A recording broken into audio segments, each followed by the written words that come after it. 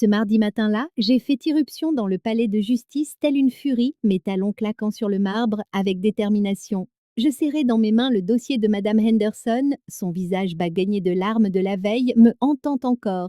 À 30 ans, j'avais mené bien des batailles en tant qu'aide familiale, mais celle-ci était différente, plus personnelle. Madame le juge, la petite fille de ma cliente, lui a prodigué des soins exceptionnels pendant 3 ans, ai-je annoncé, debout devant l'estrade où la juge Annabelle Mitchell présidait, véritable reine de glace. Ses cheveux bruns étaient tirés en un chignon sévère, et ses yeux bleus, froids comme l'acier en hiver. Elle n'a même pas levé les yeux de ses papiers. Mademoiselle Brown, ce tribunal fonctionne sur la base de la jurisprudence, pas des appels à l'émotion. Sa voix tranchait l'air, acérée au point de pouvoir faire saigner. Tout en elle criait l'autorité, la façon dont elle tenait ses épaules, le geste dédaigneux de sa main. Elle devait approcher la quarantaine, séduisante de cette manière inaccessible que possèdent parfois les femmes de pouvoir. Une jurisprudence qui détruit des familles. Cette fois, ses yeux bleus se sont rivés aux miens. Hmm. Oh bon, Bayenke. Pardon? Madame Anderson a élevé sa petite fille depuis l'âge de 5 ans. Et maintenant, vous voulez la jeter dans un foyer d'État à cause d'un détail technique? La petite fille ne possède pas les documents de tutelle légale. Affaire suivante. Le marteau s'est abattu, tel un couperet de guillotine. J'ai vu Madame Henderson s'effondrer dans la galerie, ses mains usées par le temps se mettant à trembler. C'est à ce moment-là que quelque chose en moi a cédé. Madame le juge, avec tout mon respect, vous commettez une erreur. Les sourcils de la juge Mitchell se sont arqués dangereusement. Mademoiselle Brown, vous frôlez l'outrage à magistrat. Peut-être que cette situation mérite l'outrage. Un silence de mort s'est abattu sur la salle d'audience. Même l'huissier semblait nerveux. Elle s'est penchée en avant, ses yeux bleus flamboyants à présent. Dans mon bureau, immédiatement. Je l'ai suivi derrière l'estrade, le cœur battant à tout rompre. Son bureau n'était que bois sombre et livre de droit relié en cuir d'une intimidation absolue. Elle a refermé la porte avec un calme délibéré. Vous ne manquez pas de cran? Dit-elle en se tournant vers moi. Il faut bien que quelqu'un défende les gens comme Madame Henderson. Il faut bien que quelqu'un comprenne comment fonctionne la loi. Elle s'est approchée et j'ai perçu une note de son parfum, quelque chose de cher et de vif. Je ne fais pas les règles, mademoiselle Brown, je les applique. Vous cachez derrière les règles pendant que de vraies personnes souffrent? Ces règles protègent tout le monde, y compris votre précieuse Madame Henderson. Sa voix se fit plus basse, plus dangereuse. Vous pensez que la compassion l'emporte sur la procédure légale? C'est comme ça que des innocents se font broyer. Et votre méthode ne blesse personne? Pendant une fraction de seconde, quelque chose a vacillé sur son visage. Le doute peut-être. Puis le masque est retombé. Cette conversation est ça terminée. La prochaine fois que vous comparaîtrez dans ma salle d'audience, souvenez-vous de qui porte la robe. Je me suis dirigée vers la porte, puis je me suis retournée. Juge Mitchell, Madame Henderson a été institutrice pendant 40 ans. Elle mérite mieux que votre froide indifférence. Ce qu'elle mérite et ce que la loi prévoit sont deux choses bien distinctes. C'est peut-être ça le problème. Je suis sortie avant qu'elle ne puisse répondre, mais j'ai senti ses yeux bleus me brûler le dos. Dans le couloir, la colère, la frustration bouillonnaient en moi. Comment une femme si manifestement intelligente pouvait-elle être si dénuée de cœur? Madame Anderson attendait près des ascenseurs, le visage strié de larmes. Je suis désolée, a-t-elle murmuré. Ne vous excusez surtout pas, ce n'est pas fini. Elle semble si inflexible. Tout le monde a des points faibles, Madame Henderson. Il me suffit de trouver les siens. Alors que les portes de l'ascenseur se refermaient, j'ai aperçu la juge Mitchell qui nous observait depuis l'embrasure de son bureau. Il y avait dans son expression quelque chose qui ressemblait à un conflit intérieur, mais peut-être que je l'imaginais. Quoi qu'il en soit, je reviendrai. Cette nuit-là, j'ai étalé les documents juridiques sur ma table de cuisine, tel un plan de bataille. Madame Henderson méritait mieux, et la juge Mitchell allait apprendre ce qui arrive quand on accule une femme qui n'a plus rien à perdre. Je me suis plongée dans chaque affaire qu'Annabelle Mitchell avait présidée au cours des 5 dernières années. Le schéma est apparu clair comme le jour. Peine sévère, interprétation rigide, tolérance zéro pour les zones d'ombre. Dans un article, le Jackson Tribune l'avait surnommée la juge de fer. Même ses collègues semblaient pas se méfier de sa réputation. Mais quelque chose me chiffonnait. Son dossier universitaire montrait qu'elle avait obtenu son diplôme avec la plus haute distinction et qu'elle avait passé 2 ans à faire du droit de la famille pro bono avant d'accéder à la magistrature. Qu'est-ce qu'il avait changé? Lecture intéressante, commenta ma voisine Sarah, jetant un œil par-dessus ma clôture le lendemain matin alors que je chargeais des dossiers post dans ma voiture. Un projet de recherche. Sur la juge Mitchell? Ma belle, tu jouais avec le feu. Peut-être bien, mais la petite fille de Madame Henderson avait besoin de quelqu'un prêt à se brûler.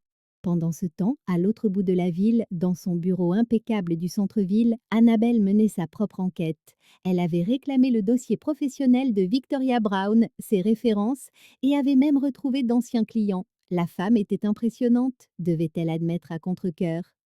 Tu as trouvé quelque chose d'intéressant? Demanda Howard en s'installant dans le fauteuil en face de son bureau avec son café matinal habituel. Elle est douée dans son travail, peut-être trop? C'est-à-dire? Annabelle fixa la photo d'identité agrafée à la licence professionnelle de Victoria, cheveux blonds, des yeux verts brillants de détermination. Même sur ce portrait officiel, on pouvait sentir le feu qui l'animait. Elle laisse ses émotions guider ses décisions. C'est dangereux au tribunal. Ou peut-être que c'est ce qui la rend efficace. À quand remonte la dernière fois que tu as vu quelqu'un se battre aussi ardemment pour un client? La mâchoire d'Annabelle se contracta. La loi ne consiste pas à se battre ardemment, Howard. Elle consiste à suivre la procédure. Vraiment? Ou c'est juste ce que tu te dis pour te rassurer? Elle le congédia d'un geste de la main, mais ses mots restèrent en suspens. Cet après-midi-là eut lieu l'audience en appel pour l'affaire de Madame Henderson. Victoria avait déposé chaque requête dans les règles, coché toutes les cases de la procédure. Annabelle se surprit à être presque impressionnée par sa rigueur. Madame le juge, commença Victoria, se tenant plus droite cette fois. De nouveaux éléments ont été mis en lumière concernant le statut légal de la petite fille. Elle présenta des documents qu'Annabelle n'avait jamais vus. Des papiers de tutelle informelle, des dossiers scolaires, des autorisations médicales s'étalant sur des années. La préparation était méticuleuse. Mademoiselle Brown, bien que ces documents prouvent une tutelle de fait, ils n'établissent pas de statut légal. Ils établissent une intention, Madame le juge. 3 ans de soins continus, de responsabilité financière, de décision médicale. Si ce n'est pas une tutelle, qu'est-ce que c'est? Leurs regards se croisèrent à travers la salle. Le regard vert de Victoria était stable, provocateur mais respectueux. Un instant, Annabelle sentit quelque chose bouger dans sa poitrine. De la reconnaissance peut-être. Cette femme ne faisait pas simplement du zèle pour les caméras. La jurisprudence reste problématique, dit Annabelle prudemment. Alors, créez un nouveau précédent. La salle retint son souffle. La voix de Victoria était empreinte de conviction, sans pour autant basculer dans l'irrespect. Elle avait appris de leur première rencontre, avait adapté son approche, l'intelligence alliée à la passion, une combinaison redoutable. Je vais prendre l'affaire en délibéré, l'audience est levée. Dehors, dans le couloir du palais de justice, Victoria rassemblait ses papiers quand Annabelle apparut à ses côtés. Travail impressionnant aujourd'hui. Victoria leva les yeux, surprise. Merci. Ne me remerciez pas tout de suite, c'est tout de suite. Suivre la procédure ne garantit pas le résultat que vous souhaitez, mais cela donne à Madame Henderson une chance équitable. C'est tout ce que je demande. Elle se tenait là dans le corridor de marbre, la lumière de l'après-midi filtrant à travers les chaudes fenêtres. De près, Annabelle remarqua les fines ridules de stress autour des yeux de Victoria, la façon dont ses mains bougeaient avec une énergie nerveuse, même quand elle essayait de paraître calme. Pourquoi cette affaire? Demanda Annabelle doucement. Vous pourriez avoir des dizaines de clients. Pourquoi vous battre si fort pour une seule femme âgée? Victoria marqua une pause, réfléchissant. Parce que quelqu'un doit le faire, parce qu'elle compte, parce que la loi devrait protéger les gens comme elle, pas les abandonner. La loi protège tout le monde de manière égale, vraiment? Ou bien protège-t-elle seulement ceux qui peuvent se payer de meilleurs avocats? La question flotta entre elles, chargée de sous-entendus. Annabelle se sentit exposée, comme si cette femme pouvait voir à travers tous ces arguments soigneusement construits jusqu'à quelque chose de brut en dessous. J'aurai rendu ma décision d'ici la fin de la semaine, dit-elle finalement. C'est tout ce que je peux demander. Mais alors que Victoria s'éloignait, Annabelle sut que ce n'était pas si simple. Quelque chose dans cette affaire, dans cette femme, commençait à l'atteindre d'une manière qu'elle n'avait pas prévue. Le détachement professionnel était censé être sa force, alors pourquoi se sentait-il soudain comme une faiblesse? Le stress me dévorait. 3 jours s'étaient écoulés depuis l'audience en appel et je n'avais toujours pas de nouvelles de la décision de la juge Mitchell. Madame Anderson appelait 2 fois par jour, sa voix de plus en plus fragile à chaque fois. J'avais besoin d'une échappatoire, besoin de respirer avant de perdre complètement la tête. Le centre de retraite, source de sérénité, se trouvait à 20 minutes de Jackson, un écrin de cèdre et de verre niché au milieu des pins. J'y étais déjà allée une fois lorsque ma dernière relation avait implosé de façon spectaculaire. Les séances de méditation m'avaient aidée à l'époque. Peut-être qu'elle m'aiderait maintenant. Bon retour parmi nous, Victoria, sourit la réceptionniste. Un week-end anti-stress? Hein, quelque chose comme ça? Oui, j'ai opté pour la formule complète. Méditation guidée, yoga doux, période de réflexion silencieuse, tout pour calmer le vacarme dans ma tête. La retraite attirait la foule des professionnels de Jackson en quête de zen, donc je ne fus pas surprise de voir des visages familiers dans la file d'attente. Ce à quoi je ne m'attendais pas, c'était de voir la juge Annabelle Mitchell s'enregistrer juste devant moi. Elle portait un jean et un pull doux au lieu de sa robe de juge, ses cheveux bruns détachés sur ses épaules. Sans sa tenue de cour formelle, elle paraissait plus jeune, plus accessible, toujours aussi intimidante, mais humaine. Nos regards Dunn se croisèrent dans le hall. Elle parut aussi surprise que moi. Mademoiselle Brown, juge Mitchell. Annabelle, ça ira. Ici, nous ne sommes plus en service. La coordinatrice de la retraite, une femme sereine nommée Maya, consulta son presse-papier. Parfait timing, vous deux. Aujourd'hui, nous formons des binômes de méditation et vous êtes toutes les deux inscrites aux mêmes sessions. Mon estomac se noie. Des binômes? Le système de binôme aide à maintenir la concentration. Vous partagerez les sessions guidées, les périodes de ces périodes de réflexion et même les repas si vous le souhaitez. L'expression d'Annabelle était indéchiffrable. C'est inattendu. L'univers a des voix mystérieuses, dit joyeusement Maya. Les attributions de chambre sont affichées. La première session commence dans 1 heure. Je fixai le tableau. Victoria Brown et Knight et Annabelle Mitchell en binôme pour tout le week-end. Soit l'univers avait un sens de l'humour tordu, soit j'étais punie pour quelque chose. La salle de méditation était silencieuse, les coussins disposés en rangées impeccables. Je m'installai sur le mien, essayant de trouver le calme. Annabelle prit la place à côté de moi, assez près, pour que je sente son parfum, quelque chose de plus doux que celui qu'elle portait au tribunal. Fermez les yeux, nous instruisit Maya. Concentrez-vous sur votre respiration, laissez passer les pensées sans jugement. Facile à dire. Comment ignorer la femme qui tenait le destin de Madame Henderson entre ses mains, assise à moins d'1 mètre de moi? Inspirez la force, expirez la tension. La respiration d'Annabelle était lente, contrôlée. Même en méditant, elle gardait une posture parfaite. J'essayais de suivre les instructions de Maya, mais mon esprit ne cessait de vagabonder vers le contraste entre cette version d'elle et la reine de glace du tribunal. Maintenant, tournez-vous vers votre partenaire, regardez-vous dans les yeux sans parler, voyez-le tel qu'il est, et non tel que vous vous attendez à ce qu'il soit. J'ouvris les yeux et découvris qu'Annabelle me regardait déjà. Ses yeux bleus étaient plus doux ici, sans l'éclairage brutal de la salle d'audience. Quelque chose de vulnérable traversa son visage avant qu'elle ne se reprenne. Nous sommes restées assises là, en silence, à nous regarder. Ce contact visuel intense me parut intime, comme si elle voyait des parties de moi que je gardais habituellement cachées. Une chaleur m'est montée au cou. Cela n'était pas censé se produire. Très bien, dit doucement Maya. Maintenant, refermez les yeux, emportez cette connexion avec vous.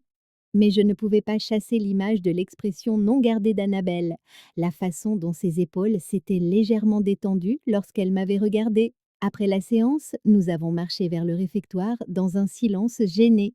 La retraite imposait des repas en commun, donc nous éviter n'était pas une option. Depuis combien de temps venez-vous ici? Demanda Annabelle alors que nous picorions une salade de quinoa. C'est ma 2e fois, et vous? La première? Howard me l'a suggéré après? Elle fit une pause. Après une affaire difficile. L'audience pour la garde le mois dernier? Sa fourchette s'immobilisa. Comment savez-vous ça? Les archives du tribunal sont publiques. La mère a perdu la garde à cause d'un passé de toxicomane, même si elle était clean depuis 2 ans. Elle a rechuté une fois. La sécurité des enfants devait primer. Même si ses enfants la suppliaient de rentrer à la maison, Annabelle posa sa fourchette. Mademoiselle Brown, Victoria, ne pourrions-nous pas éviter ça ici? Éviter quoi? De parler honnêtement? De rejuger des affaires dans le réfectoire d'une retraite de méditation. Elle n'avait pas tort. Désolée, déformation professionnelle? La mienne aussi apparemment. Nous avons mangé en silence un moment, puis Annabelle me surprit. Les visages de ses enfants me hantent encore parfois. La façon dont ils regardaient l'assistante sociale les emmenait à nouveau. J'étudiais son profil, c'est pour ça que vous êtes ici? En partie, le métier exige de la distance. Parfois, je me demande si je ne suis pas allée trop loin. Que voulez-vous dire? Elle croisa mon regard. À quand remonte la dernière fois que vous avez vu quelqu'un se battre aussi ardemment que vous pour Madame Henderson? La question me prit au dépourvu. J'ai juste fait ce qui devait être fait. La plupart des gens auraient accepté ma décision initiale, pas vous. La plupart des gens ne s'en soucient peut-être pas assez pour se battre. Ou peut-être qu'ils n'ont tout simplement pas votre genre particulier de détermination obstinée. Était-ce presque un sourire? Est-ce un compliment? Juge Mitchell. Annabelle? Et peut-être bien que oui. La session de l'après-midi était une méditation marchée à travers la Pinède. Nous avancions en silence, censés nous concentrer sur chacun de nos pas, mais je n'arrêtais pas de jeter des coups d'œil à Annabelle. Sans son armure judiciaire, elle semblait plus présente, plus réelle. Victoria, dit-elle doucement alors que nous nous arrêtions près d'un ruisseau. La décision pour Madame Henderson, j'y réfléchis encore. Je sais, la jurisprudence est compliquée. Je le sais aussi, mais vous aviez raison sur une chose, elle mérite mieux que ma froide indifférence. Je me suis tournée pour lui faire face. Qu'est-ce qui vous a fait changer d'avis? Peut-être que passer du temps avec quelqu'un qui refuse de baisser les bras m'a rappelé pourquoi je suis devenue juge. Que joue au départ? Nous nous tenions là, près de l'eau, les feuilles d'automne tombant en tourbillonnant autour de nous. Pour la première fois depuis notre rencontre, l'espace entre nous ressemblait moins à un champ de bataille qu'à un champ des possibles. La séance de méditation du soir était consacrée à la réflexion silencieuse, mais ma tête tournait avec tout ce qui avait changé entre Annabelle et moi près du ruisseau. Alors que les participants quittaient la salle, je la remarquai qui s'attardait près de la sortie. Elle consultait son téléphone, son visage soudainement pâle dans la lueur de l'appareil. Tout va bien? Audience pour une garde demain, requête d'urgence. Sa voix était tendue. La mère a fait une overdose il y a 3 jours, le père se bat pour la garde, mais son dossier est pire que le sien. Les enfants? Des jumeaux de 5 ans. Ils sont de nouveau en placement temporaire. Elle glissa le téléphone dans sa poche, mais je vis le tremblement de ses mains. Je dois décider si je les envoie à quelqu'un qui pourrait leur faire du mal ou si je les laisse indéfiniment dans le système. Je ne l'avais jamais vue aussi perdue. Toute cette assurance de juge s'était évaporée, laissant place à une personne terrifiée à l'idée de faire le mauvais choix. On va marcher? Nous avons fini sur le porche couvert de la retraite, enveloppé dans les épaisses couvertures en laine du centre pour nous protéger du froid automnal. Le silence s'étira entre nous, mais il était différent maintenant, confortable plutôt qu'hostile. Comment faites-vous? Demanda-t-elle enfin. Faire quoi? Vous souciez autant sans que ça ne vous détruise. Chaque affaire que je prends me brise un peu plus le cœur, mais l'empathie obscurcit le jugement. Les gens souffrent quand les juges laissent l'émotion l'emporter sur la loi. Peut-être que certaines situations requièrent à la fois le cœur et la loi. C'est ce que vous pensez qu'il me manque, un cœur? J'ai étudié son profil à la lumière du porche. Je pense que vous avez trop de cœur et que ça vous terrifie. Elle se tourna vers moi, ses yeux bleus inquisiteurs. Vous ne savez rien de moi. Je sais que vous avez choisi le droit de la famille. Je sais que vous faites ça depuis 8 ans et que ça vous ronge. Je sais que vous êtes venu ici seul parce que personne dans votre vie ne comprend le poids que vous portez. Victoria, je sais que vous avez peur de trop vous impliquer parce que vous pensez que ça vous rend faible, n'est-ce pas? Avant que je puisse répondre, le vieux Thomas est apparu sur le porche. C'était le gardien de la retraite. Il devait avoir 81 ans, bien sonné. Un homme adorable, mais sa mémoire commençait à lui faire défaut. Mesdames, désolée de vous interrompre, je vérifie juste les lumières avant d'aller me coucher. Pas de problème, Dai Thomas, dis-je doucement. Il tâtonna avec l'interrupteur, confus. Je me suis levée pour l'aider à le trouver, puis je l'ai raccompagné jusqu'au chemin principal. Merci, ma petite. Il me tapota la main. Parfois, les choses se mélangent dans ma tête. Ça nous arrive à tous, dormez bien. Je l'ai regardé s'éloigner prudemment sur le sentier, m'assurant qu'il rentrait en toute sécurité avant de retourner sur le porche. Annabelle me fixait avec une expression étrange. Quoi? Vous avez été si douce avec lui, patiente. C'est un homme bon, il mérite la gentillesse. La plupart des gens auraient été agacés.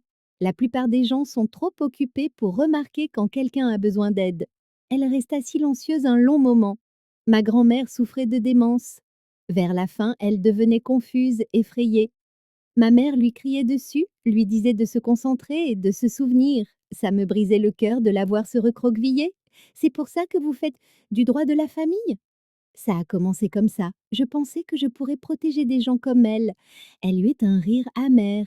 Au lieu de ça, je suis devenue une autre personne en robe qui prend des décisions sur des vies que je ne comprends pas vraiment. Vous comprenez plus que vous ne le pensez. Vraiment? En vous regardant avec Thomas tout à l'heure, il n'y avait aucun jugement, aucune impatience, juste de la compassion. Quand ai-je perdu ça? La vulnérabilité dans sa voix me prit au dépourvu. Ce n'était pas la reine de glace du tribunal, c'était quelqu'un qui avait construit des murs si hauts qu'elle avait oublié comment en redescendre. Vous ne l'avez pas perdu? Vous l'avez enterré pour vous protéger? De quoi? De vous soucier au point que ça vous paralyse? De faire des erreurs qui vous hantent? De vous sentir responsable de chaque famille brisée qui passe dans votre salle d'audience? Elle se tut, mais je pouvais voir la reconnaissance dans ses yeux. Ses jumeaux, demain, dis-je doucement. Que vous dit votre instinct? Qu'il n'y a pas de bonne réponse, que quelle que soit ma décision, quelqu'un souffrira. Alors trouvez la réponse qui les fera le moins souffrir. Ce n'est pas comme ça que la loi fonctionne. Peut-être que parfois elle le devrait. Nous sommes restés assises là, enveloppées dans nos couvertures, dans le silence de l'automne, deux femmes qui avaient toutes commencé comme des adversaires et qui découvraient et qu'elles n'étaient pas si différentes acquises après tout. Ces murs se fissuraient, et les miens aussi. Je devrais aller dormir, dit-elle finalement. Grosse journée demain. Annabelle, pour ce que ça vaut, je pense que vous êtes une meilleure juge que vous ne le croyez. Pourquoi? Parce que vous vous souciez assez pour vous remettre en question, parce que vous êtes venu ici chercher un équilibre au lieu de simplement forcer le passage, parce que vous voyez ces enfants comme des personnes, pas des numéros de dossier. Elle se leva, rassemblant sa couverture. Victoria, pour l'audience de Madame Henderson, j'ai pris ma décision. Mon cœur s'arrêta. Et alors? Tu le sauras lundi. Mais tu ferais bien de prévoir de quoi fêter ça, elle escrée. Elle est rentrée avant que je puisse répondre, me laissant seule sur le porche, l'espoir fleurissant dans ma poitrine, et des questions auxquelles je n'étais pas prête à répondre au sujet de la femme qui venait de s'éloigner. Quelque chose était en train de naître entre nous, quelque chose qui m'effrayait et m'excitait à parts égales. Quoi que ce fût, il n'y avait plus de retour en arrière possible. Le lundi matin apporta la nouvelle que j'avais tant espérée. La juge Mitchell, Annabelle, avait statué en faveur de Madame Henderson. La salle d'audience a éclaté en une célébration discrète lorsqu'elle a reconnu la tutelle légale sur la base de l'intention et de la continuité des soins. Madame Henderson pleurait ouvertement tandis que sa petite fille la serrait fort dans ses bras. Merci, ai-je murmuré à Annabelle alors que la salle se vidait. Merci de m'avoir rappelé pourquoi je suis devenue juge. Mais ma joie fut de courte durée. Cet après-midi-là, mon téléphone sonna. C'était l'appel que je redoutais depuis des mois. Victoria, ma chérie, il faut qu'on parle. La voix de ma mère avait ce ton, celui qui annonçait les affaires de famille, les attentes, le devoir. Je suis au travail, maman. C'est à propos de Ryan Murphy. Sa famille est prête à officialiser les fiançailles. Mon estomac se noua. Ryan Murphy, banquier à succès, bonne famille, tout ce que mes parents, sudistes et traditionnels, considéraient comme le mari parfait. On nous avait présenté au mariage de ma cousine Sarah 6 mois plus tôt et nous avions subi 3 dîners particulièrement gênants. Maman, je te l'ai déjà dit, ça ne m'intéresse pas. Ma chérie, tu as 34 ans, il est temps de te ranger, de fonder une famille. Je suis parfaitement heureuse avec ma vie. Vraiment, À travailler jour et nuit, sans mari, sans enfant? Ce n'est pas une vie pour une femme. Je fermais les yeux, sentant le poids familier des attentes familiales m'écraser. 20 ans à jouer la fille obéissante, à suivre le mouvement, à préserver la paix. Mais quelque chose l'avait changé en moi lors de cette retraite. Je ne peux pas épouser Ryan. Pourquoi pas? Il est beau, il a sa réussite, il vient d'une bonne famille. Parce que je ne l'aime pas? L'amour, ça se construit, Victoria. Ton père et moi nous connaissions à peine quand nous nous sommes mariés. La conversation a dégénéré à partir de là. À l'heure du dîner, j'étais acculée, ma mère menaçant de descendre de Memphis pour me raisonner. Mon père a renchéri avec des sermons sur l'héritage familial et les unions convenables.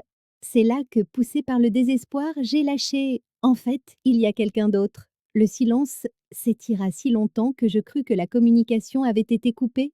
Quelqu'un d'autre? La voix de ma mère était dangereusement calme. Oui, nous sommes fiancés.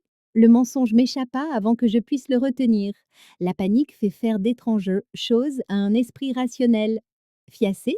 Victoria Lynn Brown, pourquoi ne nous as-tu rien dit? C'est récent, nous voulions être sûrs avant de l'annoncer. Comment s'appelle-t-il? Que fait-il dans la vie? Quand est-ce qu'on le rencontre? Son nom à elle, corrigeai-je avant que mon cerveau ne rattrape ma langue. Son nom est Annabelle. Un autre silence infini. Elle? Oui, maman. Elle, Annabelle Mitchell. Elle est juge fédérale ici, à Jackson. Une femme? Tu es fiancée à une femme? Oui. La respiration de ma mère était audible au téléphone. La voix de mon père grondait en arrière-plan, trop lointaine pour que je distingue les mots. Victoria, ce n'est qu'une passade. Tu es confuse, stressée par le travail. Je ne suis pas confuse, maman. Je sais exactement ce que je veux. Amène-la dîner ce week-end. Si tu es vraiment fiancée à cette femme, nous voulons la rencontrer. L'appel se termina avant que je puisse protester. Je fixai mon téléphone, horrifiée. Qu'est-ce que je venais de faire? Je venais de prétendre être fiancée à une juge fédérale que je connaissais à peine, qui n'était probablement même pas gay et qui n'avait absolument aucune raison de m'aider à me sortir de ce pétrin. Mais l'alternative était d'épouser Ryan Murphy et de passer le reste de ma vie à prétendre être quelqu'un que je n'étais pas. 2 heures plus tard, je me retrouvais à Serenity Springs, espérant qu'Annabelle serait là pour la méditation du soir. Pas de chance. La coordinatrice de la retraite me donna sa carte de visite extraite de son dossier d'inscription. Apparemment, les informations de contact d'urgence étaient à disposition. Son cabinet d'avocat était en centre-ville, un bâtiment intimidant tout en verre et en acier. La réceptionniste parut sceptique quand je demandai à voir la juge Mitchell sans rendez-vous. C'est personnel, l'assurai-je. Personnel? Une urgence familiale? 10 minutes plus tard, j'étais assise en face d'Annabelle dans son bureau impeccable, cherchant des mots qui ne me feraient pas passer pour une folle. Laissez-moi voir si j'ai bien compris, dit-elle lentement. Vous avez dit à vos parents que nous étions fiancés? J'ai paniqué. Ils veulent que j'épouse quelqu'un que je n'aime même pas et j'ai juste... Les mots sont sortis tout seuls. Victoria, nous nous connaissons à peine. Je sais, mais ils veulent voir quand vous rencontrez ce week-end et je suis complètement fichue si vous dites dit non. Elle se pencha en arrière dans son fauteuil en cuir, m'étudiant avec ses yeux bleus perçants. Pourquoi moi? Parce que vous êtes Second et la seule femme ouvertement gay que je connaisse professionnellement qui pourrait éventuellement, peut-être, envisager d'aider une idiote désespérée à se sortir du mensonge le plus stupide qu'elle ait jamais raconté. Je n'ai jamais dit que j'étais gay. Mon cœur se serra. Oh mon Dieu! J'ai juste supposé, parce que vous êtes célibataire, concentré sur votre carrière, et qu'il n'y a aucune mention de petits amis ou de mari dans les articles sur vous. Et la façon dont vous me regardiez à la retraite, j'ai cru que peut-être... Victoria. En plus, vous avez ce côté maîtrisé, mystérieux, qui est incroyablement attirant. Et j'ai pensé que lorsque nous avons eu ce moment près du ruisseau, il y avait quelque chose, mais si je me suis complètement trompée, alors oubliez tout ce que j'ai dit et je devrais juste avouer à mes parents que je suis une menteuse pathologique qui prend des décisions désastreuses sous pression. Victoria, je me suis tue. Je suis gaie, je suis juste discrète à ce sujet. Un immense soulagement m'envahit. Alors, vous m'aiderez? C'est de la folie, de la pure folie. Vos parents verront clair dans notre jeu. Probablement. Nous devrons coordonner nos histoires, nous entraîner à être un couple, convaincre tout le monde que nous sommes amoureuses. Je sais. Elle resta silencieuse un long moment. faisant distraitement tourner un stylo entre ses doigts. Finalement, un seul dîner, je rencontre vos parents, nous survivons à un repas, et ensuite vous vous débrouillez pour mettre fin à ces fausses fiches fiançailles avec élégance. Vraiment, vraiment. Mais Victoria, la prochaine fois que vous avez besoin d'une fausse fiancée, demandez-lui son avis d'abord. J'aurais probablement dû me sentir coupable d'avoir manipulé sa gentillesse. Au lieu de ça, en voyant son sourire réticent, tout ce que je ressentais, c'était une vive impatience. Passer un week-end à prétendre être amoureuse d'Annabelle Mitchell risquait d'être la chose la plus dangereuse que j'ai jamais acceptée, pour nous deux. Le samedi matin, je faisais les 100 pas dans ma chambre comme un animal en cage. Annabelle devait venir me chercher dans 1 heure pour aller chez mes parents et je perdais la tête à essayer de décider ce qu'une fausse fiancée était censée porter. La sonnette retentit à 9 heures précises. Elle se tenait sur mon porche, en jean foncé et pull bleu tendre qui rendait ses yeux incroyablement profonds. Ses cheveux étaient lâchés, flottant sur ses épaules, et elle avait l'air nerveuse. Prête demanda-t-elle, loin de là. Le trajet jusqu'au quartier historique de Jackson prit 20 minutes. Nous avons passé les 10 premières dans un silence gêné. Puis nous avons commencé à coordonner notre histoire. Depuis combien de temps sommes-nous ensemble demanda-t-elle. 6 mois. C'est crédible, comment nous sommes-nous rencontrés? À la retraite. La vérité est plus facile à retenir. Que fais-je dans la vie? Tu es juge fédéral? Maman sera impressionnée. Et nous sommes fiancés parce que... Je jetai un coup d'œil à son profil, notant la légère tension dans sa mâchoire. Parce que nous sommes tombées amoureuses. C'est ça l'amour. La maison de mes parents était une demeure coloniale immaculée, avec une pelouse parfaitement entretenue et d'intimidantes colonnes blanches. Ma mère ouvrit la porte avant même que nous ayons frappé, son sourire crispé et scrutateur. Victoria, ma chérie. Elle me serra dans ses bras, puis tourna un regard interrogateur vers Annabelle. Maman, voici Annabelle Mitchell. Annabelle, ma mère, Patricia Brown. Madame Brown, enchantée de vous rencontrer. La voix d'Annabelle était chaleureuse, professionnelle. Elle lui tendit la main. S'il vous plaît, appelez-moi Patricia. Entrez, entrez. Mon père apparut dans le hall, grand et imposant dans son pantalon de fin de semaine. Juge Mitchell, je présume. Robert Brown. Monsieur Brown, merci de me recevoir. Juge fédéral, nous a dit Victoria.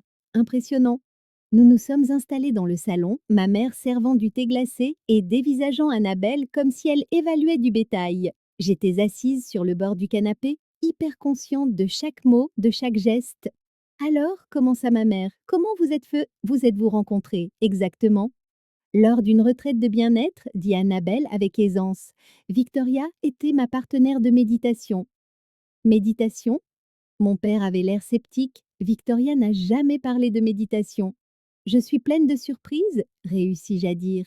La retraite forme des pairs pour des séances guidées, continua Annabelle. Victoria a été si patiente avec moi, j'étais incapable de rester concentrée. Et l'amour a éclos au milieu de la pleine conscience. Le ton de ma mère était soigneusement neutre. Quelque chose comme ça. La main d'Annabelle trouva la mienne, ses doigts chauds et solides. Victoria a le don de voir le meilleur chez les gens. Le contact envoya une décharge électrique le long de mon bras, son pouce caressa mes jointures et je dus me rappeler que c'était une performance. Eh bien, dit ma mère, tout cela est très soudain. Quand on sait, répondit Annabelle, puis elle se tourna pour me regarder. L'expression dans ses yeux était si tendre, si convaincante que pendant un instant, j'ai oublié que nous jouions la comédie. Victoria nous a si peu parlé de vous, dit mon père. Quelles sont vos intentions envers notre fille? Papa, protestai-je, ce n'est rien. Annabelle me serra la main. Je l'aime, monsieur Brown. Je n'imagine pas ma vie sans elle. Ces mots touchèrent quelque chose de profond en moi. Elle semblait si sincère, si certaine. Mes parents échangèrent un regard. Le mariage est un engagement sérieux, dit ma mère avec précaution, surtout avec les défis particuliers auxquels vous pourriez être confrontés. Nous y sommes préparés, dit Annabelle doucement. L'amour vaut la peine qu'on se batte pour lui. Le déjeuner fut moins un interrogatoire qu'une prise de contact. Annabelle les a charmés avec des anecdotes sur sa carrière, posant des questions pertinentes sur leur vie. Elle faisait attention de ne pas trop me toucher, mais quand elle le faisait, une main sur mon épaule, ses doigts éclataient. Effleurant les miens pour prendre le sel, cela semblait naturel. Après le dessert, ma mère a suggéré que nous débarrassions la table pendant que mon père montrerait son bureau à Annabelle. Le service en cuisine était synonyme de conversation privée. Elle est charmante, dit ma mère en chargeant le lave-vaisselle. Elle l'est? Très posée, professionnelle. C'est tout, Annabelle. Victoria, es-tu heureuse? La question me prit au dépourvu. Qu'est-ce que tu veux dire? Je veux dire vraiment heureuse, pas seulement satisfaite ou à l'aise, mais véritablement heureuse. Je réfléchis sérieusement à la question. Oui, maman, je le suis. Alors c'est tout ce qui compte. Pendant ce temps, dans le bureau, mon père cuisinait Annabelle sur sa carrière, sa famille, ses projets d'avenir. Elle s'en sortit avec grâce, mais je pouvais voir la tension dans ses épaules quand je les ai rejoints. On y va? Demanda-t-elle. On devrait rentrer, acquiesçai-je. Les adieux furent plus chaleureux que je ne l'avais prévu. Ma mère serra Annabelle dans ses bras, lui chuchotant quelque chose à l'oreille qui la fit hocher la tête solennellement.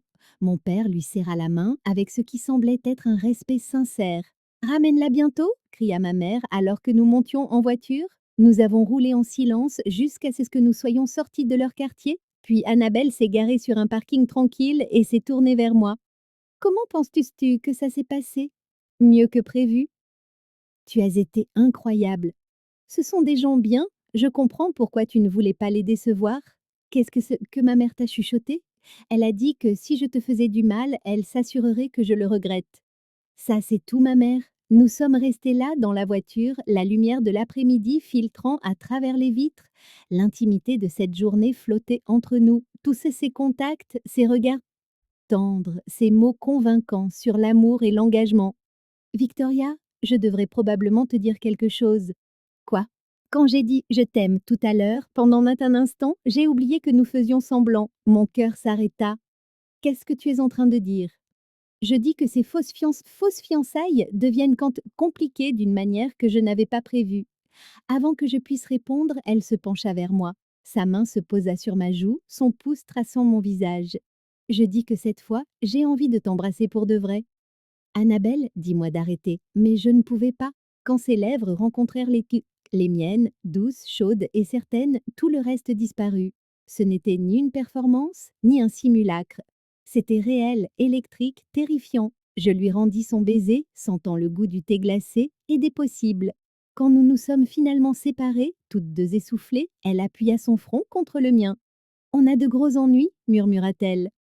De très gros ennuis, confirmai-je, mais aucune de nous ne bougea. Ce baiser avait tout changé, et nous le savions toutes les deux. Pendant les 3 jours qui ont suivi la rencontre avec mes parents, Annabelle et moi nous sommes écrits constamment. Nous nous sommes appelés sous les prétextes les plus futiles, nous avons trouvé des raisons de nous voir pour un café. Les fausses fiançailles devenaient dangereusement réelles.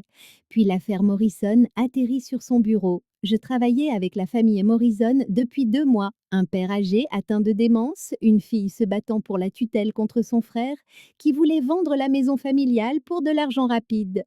C'était l'affaire Henderson, en pire, sauf que cette fois, la dynamique familiale était bien plus sordide. Votre honneur, dis-je ce jeudi matin dans la salle d'audience d'Annabelle. La fille a fourni des soins constants tout en vivant dans la maison familiale. Son frère n'est apparu que lorsque les factures médicales ont commencé à s'accumuler. Le visage d'Annabelle était impassible, professionnel, aucune trace de la femme qui m'avait embrassée à en perdre le souffle 3 jours plus tôt. Maître Patterson, la position de votre client? L'avocat du frère se leva. Votre honneur, mon client est l'héritier légal. La sœur n'a aucune autorité documentée et franchement, son attachement émotionnel obscurcit son jugement quant aux meilleurs intérêts de leur père. Je sentis ma colère monter. Attachement émotionnel? Elle lui changeait ses couchus? Conque, pendant que son frère comptait l'argent de l'héritage. Maître Brown, maîtrisez-vous. La voix d'Annabelle était tranchante. Je suis désolée, votre neutre honneur, mais c'est exactement le genre d'affaire où les technicalités juridiques détruisent des familles. Ce tribunal fonctionne sur la base de la loi, pas du sentiment, vous devriez le savoir maintenant. La froideur dans sa voix me frappa comme une gifle. Je la fixai, cherchant un signe de la femme dont j'étais en train de tomber amoureuse. Rien, juste la juge Mitchell, froide et inaccessible. Étant donné le manque de documentation appropriée, poursuivit-elle, j'ordonne le transfert temporaire de la tutelle au comté pendant que les 2 parties déposent donc les documents nécessaires. Votre réunion, votre honneur. Cela va le dévaster. Il vit dans cette maison depuis 40 ans. Ma décision est maintenue. Affaire suivante.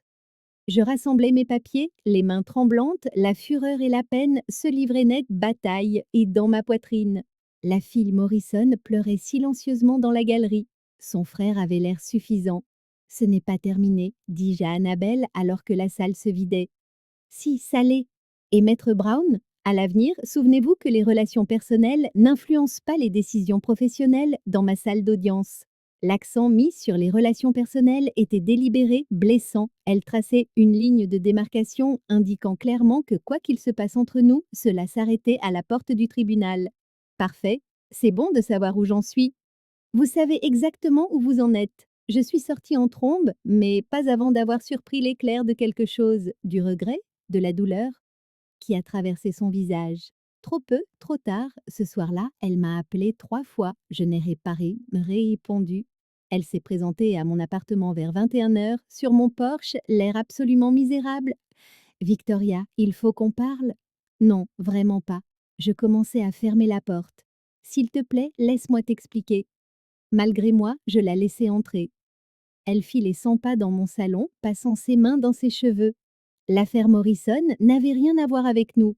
Vraiment, le timing semblait plutôt bien choisi. Je dois maintenir l'intégrité judiciaire. Si les gens pensent que je favorise quelqu'un parce que nous sommes, quoi que nous soyons, quoi que nous soyons, c'est romantique. Victoria, tu sais ce que je veux dire. En fait, non. Sommes-nous de fausses fiantes, de fausses fiancées pour le bénéfice de mes parents? Sommes-nous quelque chose de réel? Ou suis-je juste pratique pour toi quand tu as besoin de ressentir autre chose que ton détachement professionnel? Ce n'est pas si simple. C'est exactement aussi simple que ça. Tu ne peux pas tout compartimenter, Annabelle. Tu ne peux pas m'embrasser comme si tu le pensais, puis me traiter comme une étrangère au tribunal. Je nous protégeais toutes les deux. Tu te protégeais toi-même, comme toujours. Elle arrêta de marcher, piquée au vif. Ce n'est pas juste. Tu as construit des murs si hauts que tu ne vois même plus par-dessus. Tu as tellement peur de t'attacher que tu as oublié comment aimer, tout simplement. Je tiens à toi. Vraiment? Parce qu'aujourd'hui, j'ai eu l'impression d'être juste une avocate de plus faisant des appels émotionnels à une juge qui voit les gens comme des numéros de dossier. Ce n'est pas vrai. Alors pourquoi as-tu statué contre la famille Morrison? Sois honnête. Elle resta silencieuse un long moment. Parce que la loi exige des documents. Foutaises, tu as statué contre eux parce que statuer en leur faveur aurait signifié reconnaître que parfois l'émotion et la compassion comptent plus que la procédure, et reconnaître cela aurait signifié reconnaître ce qui se passe entre nous.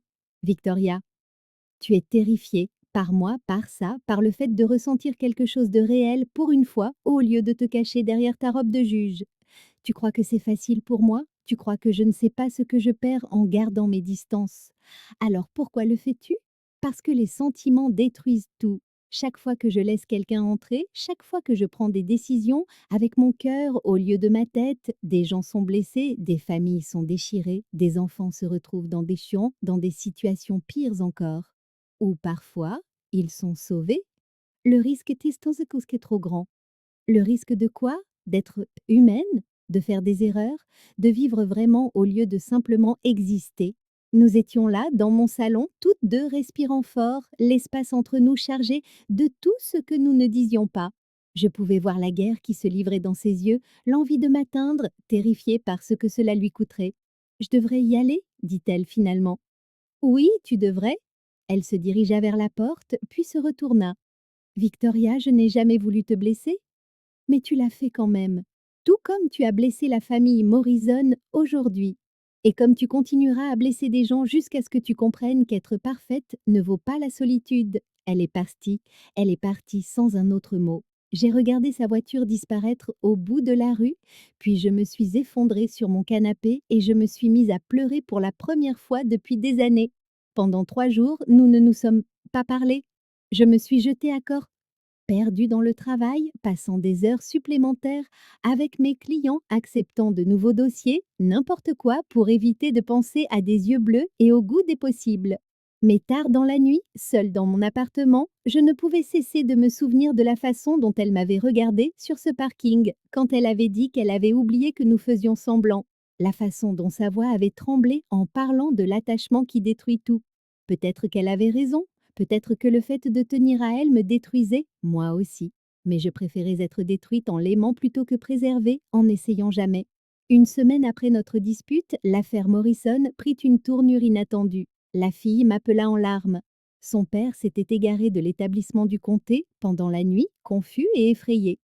Il l'avait retrouvé 12 heures plus tard en hypothermie dans le parc où il emmenait ses enfants. Jouer.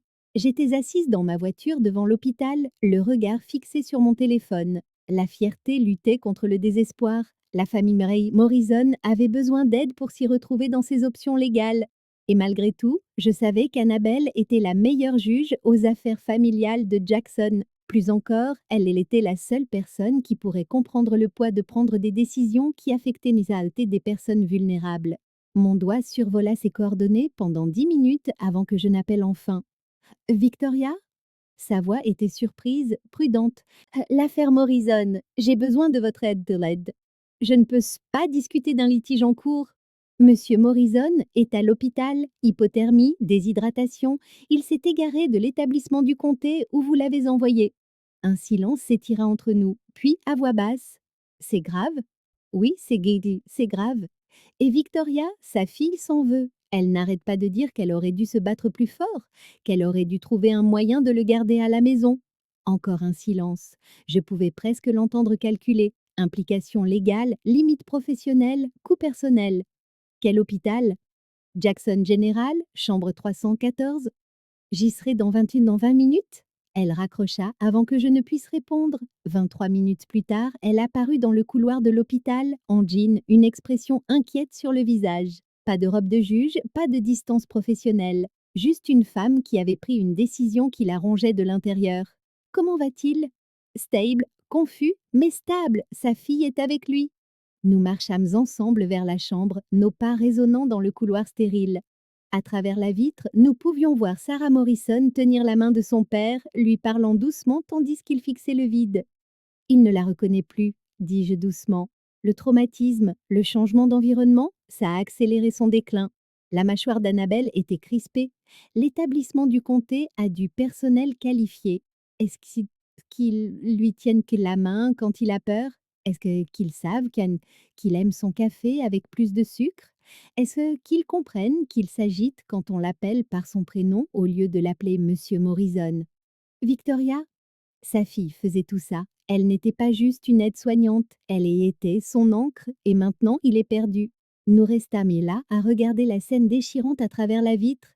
Sarah Morrison leva les yeux et nous vit, son visage se crispant sous une nouvelle vague de chagrin et de colère. Je devrais y aller, dit Annabelle. Le devriez-vous? Ou êtes-vous encore en train de fuir? J'ai pris une décision légale basée sur les informations disponibles. Vous avez pris la décision la plus sûre, celle qui vous protégeait de la responsabilité si quelque chose avait mal tourné dans l'autre sens. Elle se tourna pour me faire face. Et que voudriez-vous que je fasse maintenant? Que j'annule mon jugement? Que j'admette que j'avais tort? Je voudrais que vous soyez humaine pendant 5 minutes. Allez là-dedans et regardez ce que votre décision a coûté. Ce n'était pas comme ça que le système fonctionne. Au diable le système, Annabelle. Regardez-la, regardez-le. Dites-moi que la loi était plus importante que de garder une famille unie. Pendant un instant, son masque tomba complètement. Je vis de la peur, du regret et quelque chose qui ressemblait à une douleur brute. Si je commence à remettre en question chaque décision, si je laisse l'émotion l'emporter sur le jugement, où est-ce que ça s'arrête? Peut-être que ça s'arrête avec vous qui dormez mieux la nuit? Elle resta silencieuse un long moment, regardant à travers la vitre. Puis elle redressa les épaules avec un effort visible. Je dois revoir les dossiers de deuil, ou des dossiers de l'affaire. Tous, s'il existe un précédent légal pour un rétablissement de tutelle en urgence. Je veux le savoir. Annabelle, retrouvez-moi à mon bureau ce soir, à 20 h. Apportez tout ce que vous avez sur la famille Morrison. Elle s'éloigna avant que je puisse lui demander ce qui l'avait fait changer d'avis, me laissant dans le couloir de l'hôpital avec un sentiment qui ressemblait dangereusement à de l'espoir. À 20 h, je me trouvais devant son immeuble de bureau, utilisant l'entrée de sécurité qu'elle avait arrangée. La montée en ascenseur jusqu'au 14e étage me parut interminable. Les lumières de son bureau étaient allumées, des dossiers d'affaires étalés sur toutes les surfaces disponibles. Vous êtes venu, dit-elle sans lever les yeux. Vous me l'avez demandé? Je pensais que vous seriez encore assez en colère pour me dire de me débrouiller seule. Je suis furieuse contre vous. Mais Monsieur Morrison ne mérite pas de souffrir parce que nous n'arrivons pas à être dans la même pièce? Nous travaillâmes d'abord dans un silence tendu, examinant les précédents, cherchant des failles, construisant un argumentaire pour une intervention d'urgence.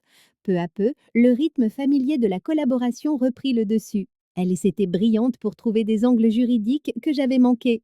Je connaissais la dynamique familiale mieux que personne. Vers 22h30, elle commanda de la nourriture chinoise. Nous mangeâmes directement dans les barquettes, les papiers étalés entre nous comme des plans de bataille. Là, dit-elle en pointant un passage surligné. La tutelle d'urgence peut être modifiée si le placement initial cause un préjudice documenté au bien-être de la personne sous tutelle. Son dossier médical montre une détérioration claire depuis le transfert. Ce n'est pas grand-chose, mais ça pourrait suffire. Nous continuâmes à travailler bien après minuit, construisant notre dossier pièce par pièce. Aux alentours de 2 heures du matin, l'épuisement nous rattrapa toutes les deux. Je levai les yeux d'un mémoire juridique pour la surprendre en train de me regarder avec une expression que je ne pouvais déchiffrer. Quoi? Rien, juste, on travaille bien ensemble, quand on ne se dispute pas. Même dans ces moments-là, parfois. L'air entre nous changea, chargé de tout ce que nous avions évité. Elle était assise assez près pour que je puisse voir les rides de fatigue autour de ses yeux, sentir son parfum mêlé à l'odeur du café et de la détermination. Victoria, à propos de ce que j'ai dit l'autre soir, que s'attacher détruit tout. Oui, j'avais tort, s'attacher est la seule chose qui donne un sens à tout ça. Avant que je ne puisse répondre, elle attrapa ma main. Ses doigts étaient chauds, assurés. J'ai beaucoup pensé à ce baiser, à toi, à nous. Annabelle, je sais que je t'ai blessée. Je sais que j'ai été impossible, terrifiée, complètement perdue face à toute cette situation. C'est vrai, mais je ne peux pas m'empêcher de penser à la façon dont tu me regardais quand on faisait semblant pour tes parents, comme si j'étais quelqu'un qui méritait d'être aimé. Tu le mérites. Vraiment? Parce que la plupart du temps, j'ai l'impression de me cacher derrière les règles et les procédures, trop effrayée pour vivre vraiment. J'étudiais son visage dans la pénombre du bureau. Qu'est-ce que tu essaies de dire? Oh, ben, je dis que je ne veux plus me cacher. Je dis que je tiens à toi et que je suis fatiguée de prétendre que c'est une faiblesse au lieu d'une force. Elle se leva, m'entraînant avec elle. Nous étions si proches maintenant que je pouvais sentir son souffle, voir la vulnérabilité qu'elle luttait pour me montrer. Je dis que je veux essayer pour de vrai. Pas de fausses passes fiançailles, pas de faux semblants. Pour de vrai. Même si c'est compliqué. Même si ça signifie risquer tes précieuses limites professionnelles. Surtout dans ce cas. Cette fois, quand elle m'embrassa, il n'y avait aucune hésitation. Ses lèvres étaient sûres, exigeantes, pleines de toute l'émotion qu'elle avait retenue. Je lui rendis son baiser avec la même ferveur, goûtant le café, le possible et le soulagement. Quand nous nous séparâmes enfin, toutes deux à bout de souffle, elle me serra plus fort contre elle. Chez toi ou chez moi, murmura-t-elle à mon oreille. Chez toi, je veux voir où vit la vraie Annabelle Mitchell. Nous rassemblâmes les dossiers Case Morrison avec des mains tremblantes, l'affaire devenant soudainement secondaire par rapport à l'électricité qui crépitait entre nous. Dans l'ascenseur, elle me plaqua contre le mur, m'embrassant comme si elle se noyait et que j'étais son air. Le temps d'arriver à sa voiture, nous avions dépassé la pensée rationnelle, les limites professionnelles et limites professionnelles, dépassé tout sauf le besoin d'être ensemble sans mur ni faux semblant entre nous. Quoi qu'il arrive avec l'affaire Morrison, quoi qu'il arrive avec mes parents et sa carrière et toutes les complications qui nous attendaient, cette nuit était à nous. Cette nuit, s'attacher ne détruisait rien, ça nous sauvait enfin, toutes les deux. Le lendemain matin apporta une validation inattendue. Le juge Thompson, un collègue d'Annabelle, accepta d'examiner la requête d'urgence pour Morrison en tant que tiers impartial. À midi, nous avions notre décision. La tutelle d'urgence était retransférée à Sarah Morrison avec les documents légaux appropriés cette fois. On l'a fait, murmurai-je à Annabelle devant le palais de justice. Tu l'as fait? Tes recherches, ta détermination, nous l'avons fait ensemble. Elle me serra brièvement la main, soucieuse des apparences professionnelles, mais son sourire était une pure joie, la première expression sincèrement heureuse que je voyais sur son visage depuis des semaines. Cet après-midi-là, nous rendîmes visite à Monsieur Morrison à l'hôpital. Avec sa fille à ses côtés, il semblait plus calme, plus présent. Pas guéri, la démence ne fonctionne pas comme ça, mais de nouveau ancrée par un amour familier. Merci, nous dit Sarah Morrison, de vous être battue quand je n'en avais plus la force. En la regardant tenir la main de son père, je compris quelque chose de fondamental sur le travail que nous faisions toutes les deux. Il ne s'agissait pas de gagner des procès ou de maintenir une distance professionnelle. Il s'agissait de reconnaître que derrière chaque document juridique se trouvait une histoire humaine qui valait la peine d'être protégée. 2 semaines plus tard, je me trouvais dans ma chambre d'enfant, faisant ma valise pour le week-end. Mes parents nous avaient invités, Annabelle et moi, pour l'anniversaire de mon père. Cette fois, il n'y aurait ni faux-semblant, ni comédie. Prête pour ça? Demanda Annabelle alors que nous roulions vers le quartier historique de Jackson. Prête à dire à mes parents que leur fille est sincèrement complètement amoureuse de la femme qu'ils ont déjà appris à apprécier? Oui, je crois que je le suis. Et s'ils n'acceptent pas que ce soit réel au lieu d'être faux? Alors ils devront s'y faire parce que je ne renoncerai pas à toi? Elle tendit la main par-dessus la console, entrelaçant nos doigts. Bien, parce que je ne vais nulle part. Le dîner d'anniversaire était plus intime cette fois, juste la famille, dans une atmosphère confortable et chaleureuse.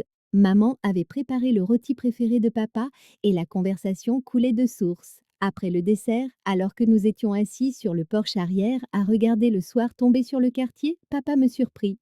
Alors, dit-il en allumant sa pipe, c'est pour quand le vrai mariage? Papa?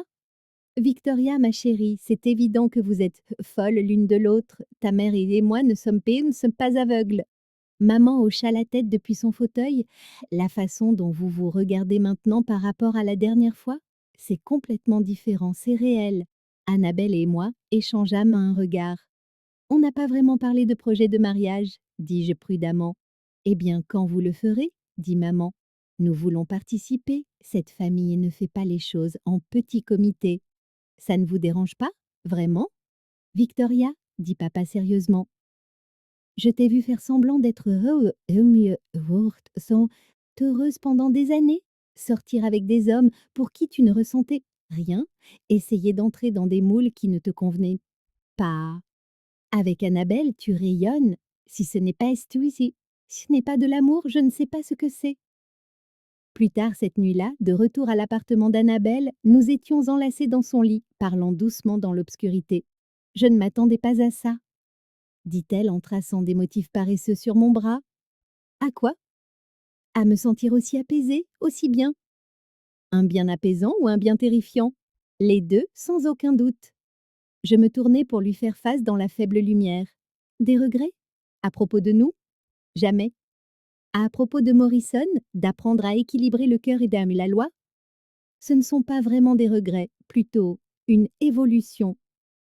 La juge Mitchell admet une évolution personnelle. Dernière nouvelle. Elle rit, me serrant plus fort. Victoria Brown pousse une juge fédérale à découvrir ses sentiments. Le film. À 23 heures. Nous restâmes silencieux un moment, existant simplement ensemble dans la paix que nous avions eu tant de mal à trouver. Je t'aime, dit-elle soudainement. Je sais, je t'aime aussi. Même quand je suis impossible, têtue et terrifiée par mes propres émotions, surtout dans ces moments-là. 6 mois plus tard, nous étions dans le jardin botanique de Jackson, entourés par les fleurs de la fin du printemps et par tous ceux qui comptaient pour s'occuper pour nous. Madame Henderson était assise au premier rang à côté de mes parents, rayonnante. Sarah Morrison avait amené son père, qui semblait comprendre que c'était une célébration, même si les détails lui échappaient. Howard officiait. Il s'avère que les greffiers peuvent être ordonnés en ligne. Qui l'eût cru? Victoria, dit Annabelle en me tenant les mains pendant que nous échangions nos vœux, tu m'as appris que s'attacher n'est pas une faiblesse, que parfois la chose la plus professionnelle à faire est de se souvenir qu'on est d'abord humain. Annabelle, tu m'as appris que la force et la vulnérabilité ne sont pas opposées, que l'amour signifie se battre l'un pour l'autre, même quand c'est compliqué. Surtout quand c'est compliqué, corrigea-t-elle, faisant rire nos invités. Quand Howard nous déclara mariés, quand nous nous embrassâmes sous les applaudissements et les acclamations, quand une pluie de rires s'abattit sur nous, je pensais à la façon dont nous étions arrivés là. Deux femmes têtues qui avaient commencé comme adversaires, avaient trouvé un terrain d'entente au service des autres et avaient découvert que les meilleurs partenariats sont construits à la fois sur la passion et sur un but commun. Plus tard, à la réception, alors que nous dansions sur la musique d'un quatuor à cordes sur lequel maman avait insisté, les gens n'arrêtaient pas de nous dire à quel point nous étions parfaites ensemble. Tu crois qu'ils ont raison demanda Annabelle en me faisant tourner lentement. Sur le fait qu'on est parfaite? Sur le fait qu'on est faite pour ça. Je regardais notre fête. Amis, famille, collègues, clients dont nous avions touché la vie. Tous ces gens qui croyaient que l'amour valait la peine qu'on se batte pour lui, qu'on le célèbre, qu'on prenne le risque. Oui, dis-je en la serrant plus fort. Je crois qu'ils ont raison. L'avenir s'étendait devant nous, plein d'affaires à gagner, de familles à protéger, de moments à voler entre nos obligations professionnelles. Ce ne serait pas toujours facile. Deux femmes de caractère ont rarement des relations simples, mais nous avions appris quelque chose de précieux en nous trouvant. Les plus belles histoires d'amour ne sont pas celles sans conflit. Ce sont celles où deux personnes se choisissent encore et encore malgré les complications, et nous étions devenus très doués pour nous choisir.